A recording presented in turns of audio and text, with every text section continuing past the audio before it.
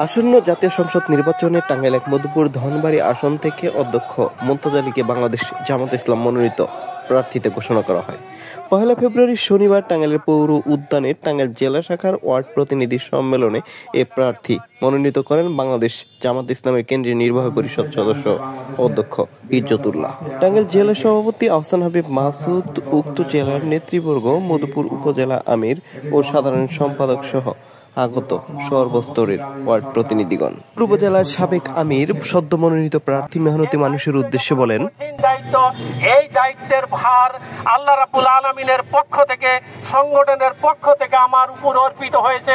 আমি শুধু উসিলা মাত্র, বরঞ্চ এই দায়িত্ব আপনাদের সকলের, এই দায়িত্ব মধুপুর মেহনতি জনতার, এই দায়িত্ব মধুপুরের সকল মানুষের। আপনারা আমাদের পক্ষ থেকে, আমার পক্ষ থেকে, যার যার অবস্থান থেকে আপনারা যদি দায়িত্ব। জামায়াত ইসলাম মধুপুর উপজেলা শাখার বর্তমান আমির ন্যায় ও ইনসাফ ভিত্তিক সমাজ গঠন সহ সাংগঠনিক কথা ব্যক্ত করে বলেন, আজকে সংগঠন আমাদেরকে সেই বিষয়ে উন্মুক্ত করে। মধুপুর থেকে তানভীর তৌসিফ, বাংলার সময় নিউজ।